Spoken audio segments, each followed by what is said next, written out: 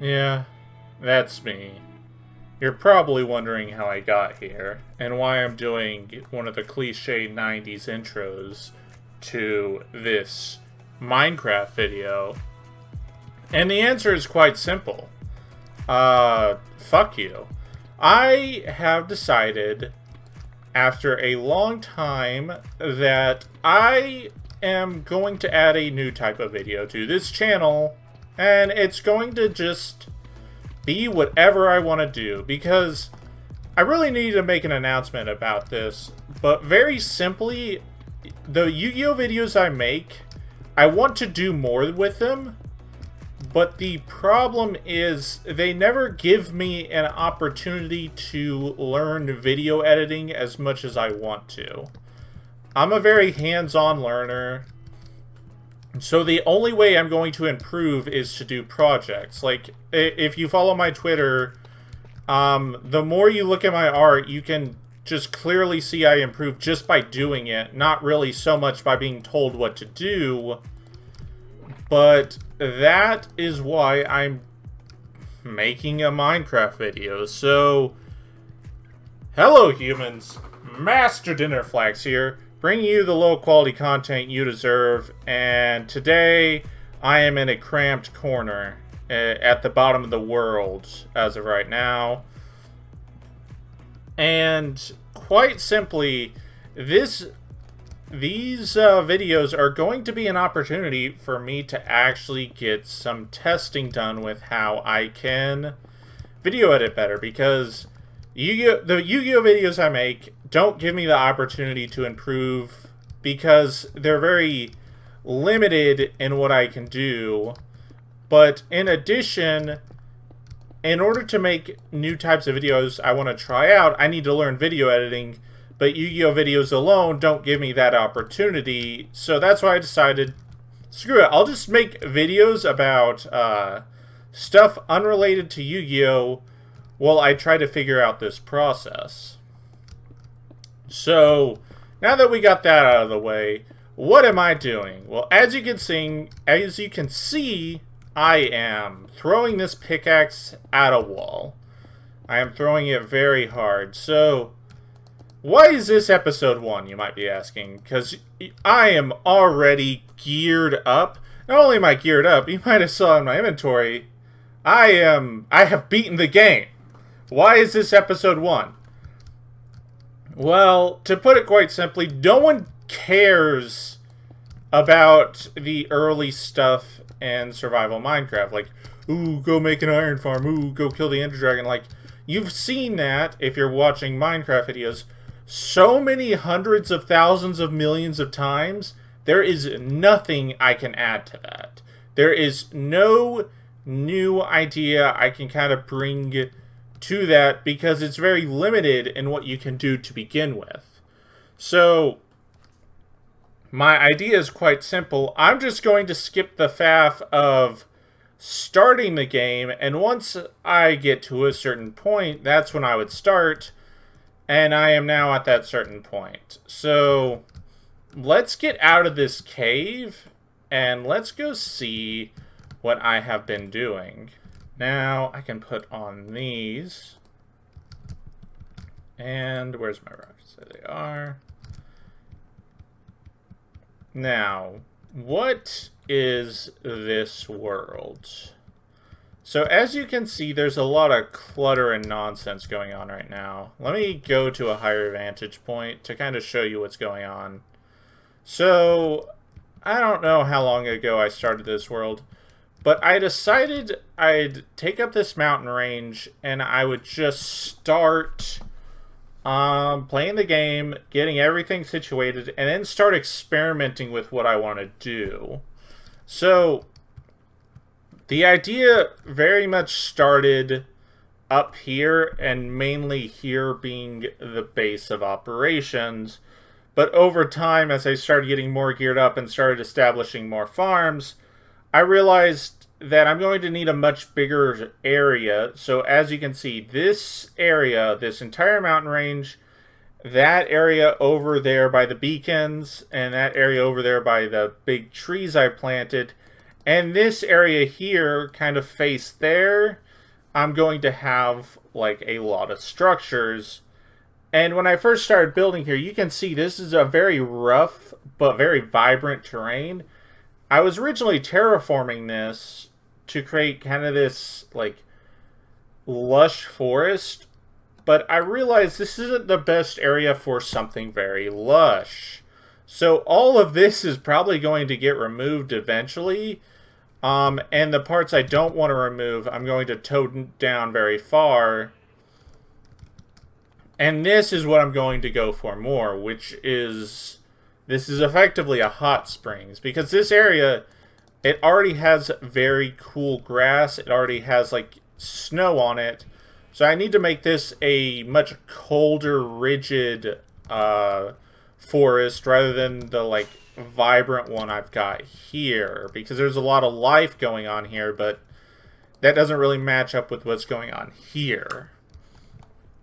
So that's the first part of this build project. But over here is where I decided I'm going to establish a lot of buildings. And this is the style I'm going for right now. Obviously, this is not done. As you can see, there's missing a huge chunk of it. But this is kind of the building style I'm going to go for. And this right here is a more toned down level of what I want. There's still a lot of texture and a lot of plant life, just nowhere near at the level that's what's going on up there. And I think that's for the best. So let's see what I've established so far. So obviously, since I am flying, I've killed the Ender Dragon. Not a difficult fight. Here's a monster farm, and this is this was a mistake. Because as you can see right there, that is deep slate brick. And this is wood. But this mob farm is temporary. Meaning, once I have more of the layout mapped out, or once the height limit increases with the new update, this is going to disappear from right here. And I built it out of blocks that are a pain to mine. But I think it was worth it, because the original goal of this wasn't even to build the mob farm itself. It was to test the style of building, which is like this very dark stone kind of structure. And I actually do like this color scheme, and I'm probably going to test with it more over there, because right there I want like a huge fortress. So that's it for this. Right over there is a box with a bunch of villagers, which is why there's a lot of iron golems. And right here is a peaceful iron farm designed by El Mango. And the way peaceful iron farms work is that they're run entirely off of just having enough villagers, and that's it. Like, they don't need a zombie to scare them or a pillager. They don't use fear at all. They just use the natural iron golem mechanic of spawning one when the villagers don't see one. So you just build them out of range of iron golems going on, like right here, because this box is spawning a lot of iron golems. And then these will decide to spawn a lot of iron golems just casually over time. And the reason I wanted to do a peaceful one is because, A, I absolutely despise working with zombies. They're so annoying. But also, this is one that you don't need to maintain at all. Sometimes, very, very, very rarely, the zombie iron farms, something messes up. It like happens all the time. Like a zombie or like something happens, but this is one that you don't need to maintain at all. The only problem it ever faces is with raids, but the only way that would be a problem is these iron golems get attached to this village rather than that village. But that's like the only time. But you can fix that by just killing iron golems and getting their iron anyway. And once I move those villagers over there, that's not even a problem anymore. It's just more the fact that It's one that you don't need to maintain, even though it's far less powerful. And because it's far less powerful, there's probably going to be made a zombie iron farm in the future, but my iron demand isn't exactly insane, so I didn't need to go that far for it. And then right here, there's like a temporary bee setup for candles. A lot of temporary, as you can see. Temporary iron farm, temporary village setup, temporary bee stuff, temporary mob farm. So what is permanent? Well, this right here is permanent, and the terraforming stuff right here is going to be adjusted rather than removed, because right here is like a much better example of what I'm going for as well. That hot spring and this campfire are kind of like the end goals of what it's going on here. There's going to be a much colder forest than what I have right there, and both the hot spring and the campfire kind of show that. And then right here is actually going to be, like, this building is going to stay. Even though I haven't even mapped out where all the structures are going. I already have the idea in my head. And then once I start establishing more, I can map it out. That gate right there, I was just experimenting a little with, like, evil-looking blocks, and that's going to get removed. And then this arch right here, I want to do something a lot more with it. But you might have noticed, this is not the Caves and Cliffs Part 2, this is Part 1. And that is because the replay mod isn't for the snapshots, like, it never is. But, the snapshots, like, I started this world before the snapshots were even stable. So, obviously I'm going to start with Part 1.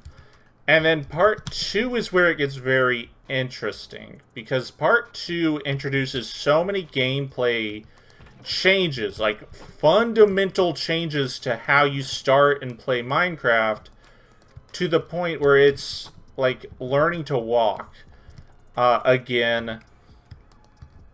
It is that much of a change. How you approach mining, how you approach surviving in hardcore is very different. And this might not be a hardcore world, but I don't remember if I don't think I've died.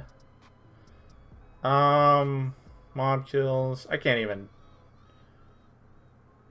even remember where you find your deaths. Damage dealt. Damage taken. I cannot find it. General. Well, I don't believe I've died. That's kind of the point I want to get across. I don't believe I have died at all. I wouldn't even know how to check. I'm totally honest. I have no idea how you check to see if I have died, but I don't believe I've died in this world.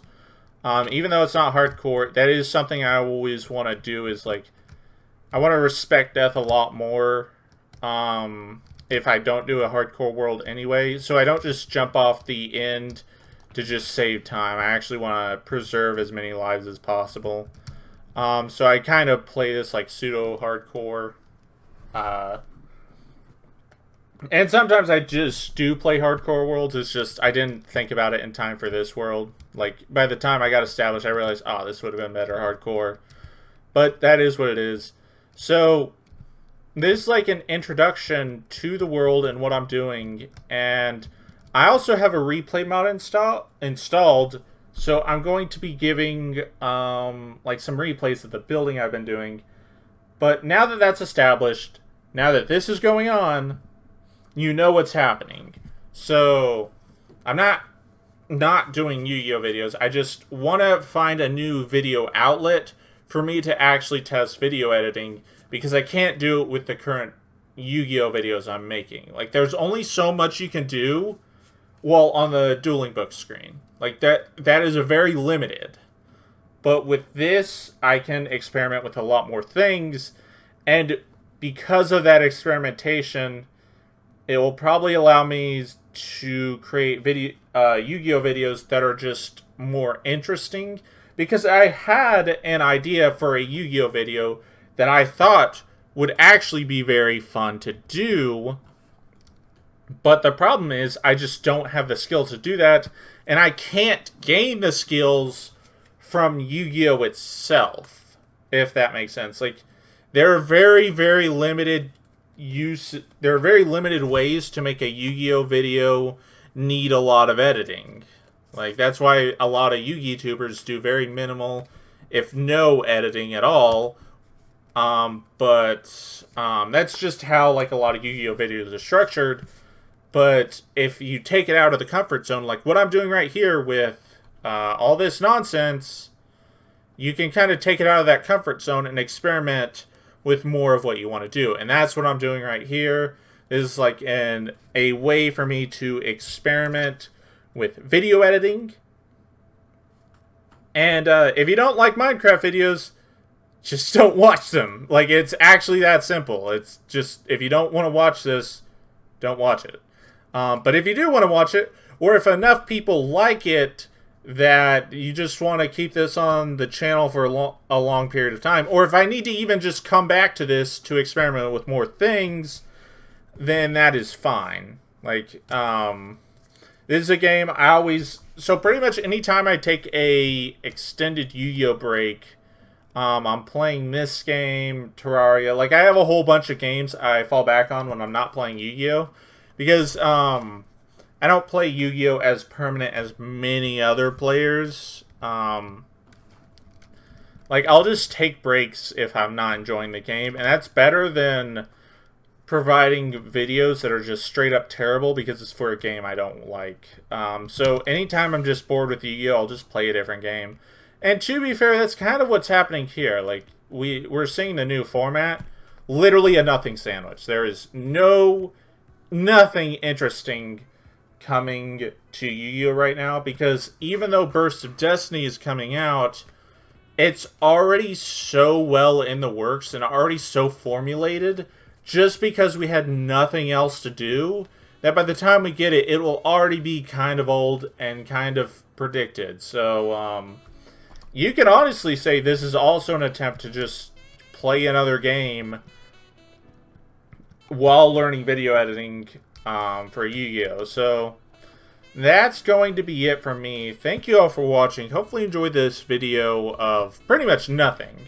It's just an introduction to the world, pretty much episode 0 of what's going to be going on. And if you haven't seen my skin, oh, I cannot escape. I literally cannot escape Yu-Gi-Oh! Not even in a completely different game. But, oh, no, wrong one.